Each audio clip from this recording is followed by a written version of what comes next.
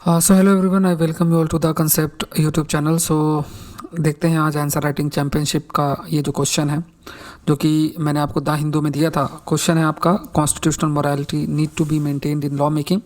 The Hindu का session इसी channel पे इंग्लिश में है और हिंदी में आपका लेट्स क्रैक यूपीएससी सीएससी में होता है। यहाँ पे एक एलुसिडेट टर्म याद रखना है। जब ऐसा लिखा हो तो आपको एग्जाम्पल लिखना है। पहले तो कॉन्स्टिट्यूशनल मोरालिटी का जो मतलब है वो एक्सप्लेन करते हुए, और लॉ मेकिंग में कॉन्स्टिट्यूशनल मोरालिटी मेंटेन करना क्यों ज़रूरी है, इसको ध्यान में रख के आपका आंसर लिखना है।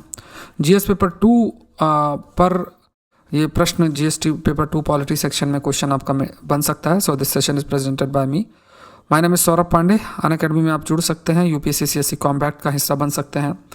अगर आप अच्छा स्कोर करते हैं तो आपको अवार्ड्स भी मिलेगा। 17 जनवरी 2021 11 बजे सुबह आपका होगा। इसको मिस नहीं करना, अनअकैडमी में जाना है। आपको इसका लिंक मिल जाएगा यूपीएससी सीएससी में। अगर आप आईएएस एग्ज़ाम की तैयारी कर रहे हैं तो अनअकैडमी में आप मुझसे जुड़ सकते हैं। मेरे द्वारा एग्रीकल्चर लिया जा रहा है, ऐसे ही दूसरे ऑप्शंस भी लिए जा रहे हैं। दूसरे एजुकेटर्स के द्वारा आपके बहुत सारे बैच कोर्सेस 18 जनवरी से शुरू हो रहे हैं। अगर 22-23 की तैयारी कर रहे हैं तो वो आप कर सकते हैं। आप आइकॉनिक सब्सक्रिप्शन ले सकते हैं क्योंकि इसका प्राइस भी हाइक होने जा रहा है 25 जनवरी से। इसमें आपको मेन टेस्ट सीरीज इंक्लूडेड रहता है, स्टडी प्लानर है और सारे जितने कोर्सेस हैं वो सब आप देख सकते हो। सो आइकॉनिक और प्लस में थोड़ा सा है तो आप आइकॉनिक की तरफ जा सकते हैं। Use the code SP Live, code इस्तेमाल करोगे amount will reduce by 10%। unacademy.com में जाओ, यूपीएससी सीएससी सेलेक्ट करना है और वहाँ पर आपको ऑप्शन मिल जाएगा। देखते हैं question, constitutional morality need to be maintain in law making, elucidate करना है। तो पहली चीज़ तो आपको ये ध्यान में रखना है, मैंने बहुत सारे आंसर आप लोगों के पढ़े हैं और ये आपका जो आंसर राइटिंग सेशन है वीक में 3 दिन होगा, क्योंकि we have started with 5 AM series. So जिससे आपका एटलीस्ट वीक में 3 दिन रहे और आप लोग आंसर राइटिंग पर जरूर से, जो मैं द हिंदू में देता हूँ तो उनको आपको प्रैक्टिस करना है। तो यहाँ पे constitutional morality need to be maintain in law making, इसको आप एग्जाम्पल के साथ बताना है। कोई भी जो लॉ आप बनाते हो उस लॉ मेकिंग में कॉन्स्टिट्यूशनल मोरालिटी बहुत ज़रूरी है। मोरालिटी शब्द की जब बात करोगे, सिंपली क्या मतलब होता है कि किसी के एक्शन को गलत या सही आप बताते हो। लेकिन जब आप किसी के एक्शन को सही या गलत बताते हो तो यहाँ पे आप कॉन्स्टिट्यूशनल प्रोविजंस को अवॉइड करना बहुत ज़रूरी हो जाता है। तो कॉन्स्टिट्यूशनल प्रोविजंस को अगर आप अवॉइड करते हो, कॉन्स्टिट्यूशनल प्रोविजंस को अगर आप अवॉइड करते हो तो वी कैन से कि कॉन्स्टिट्यूशनल मोरालिटी का ध्यान रखा गया है वाइल मेंटेनिंग और वाइल मेकिंग लॉ। बहुत से प्रोविजंस हैं जिस पे कहा जाता है, क्वेश्चन अराइज होता है कि नहीं ध्यान रखा जा रहा है, लॉ या नीति बनाने में कॉन्स्टिट्यूशनल मोरालिटी का ध्यान नहीं रखा जाता है, और वहाँ पे फिर कई प्रकार के जो टेंशन है और कॉन्स्टिट्यूशनल चैलेंजेस देखने को मिलता है। सो सबसे पहले आपको कॉन्स्टिट्यूशनल मोरालिटी के बारे में आपको शुरुआत करनी है। उसके बाद आप कह सकते हैं कि जो डॉक्टर BR अम्बेडकर हैं उनके द्वारा जो कई एक स्टेटमेंट भी बहुत ही फेमस आपका दिया गया था, उससे भी आप अपने आंसर की शुरुआत कर सकते हैं और उस स्टेटमेंट को आप इंक्लूड कर सकते हैं।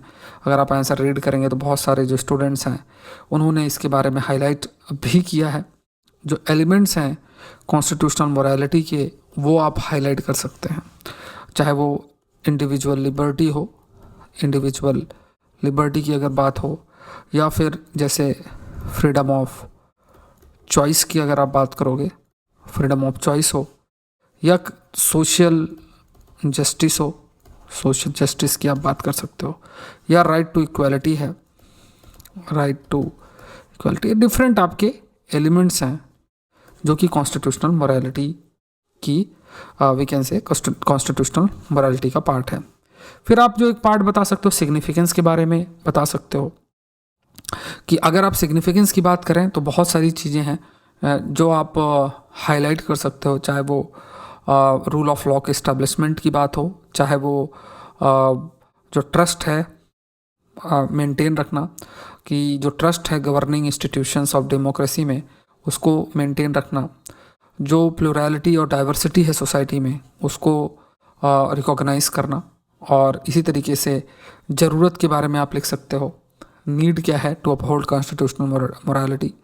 सो यहाँ पे नॉन कॉन्स्टिट्यूशनल प्रैक्टिसेस को क्रिटिसाइज़ किया जाता है हमेशा से, और जो भी नॉन कॉन्स्टिट्यूशनल प्रैक्टिसेस हैं उनको क्रिटिसाइज़ करने की बात है, और इसके इम्पोर्टेंस को बताना ज़रूरी है।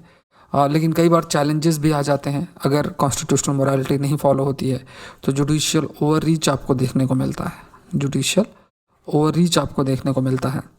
और कई सारे तरीके से इसका सब्जेक्टिव इंटरप्रिटेशन होता है। सुप्रीम कोर्ट के जजमेंट भी आप कोट कर सकते हो, जो सबरीमाला से रिलेटेड है वो एक कॉन्स्टिट्यूशनल मोरालिटी का एक बता सकते हो, सिटीजनशिप अमेंडमेंट की बात कर सकते हो।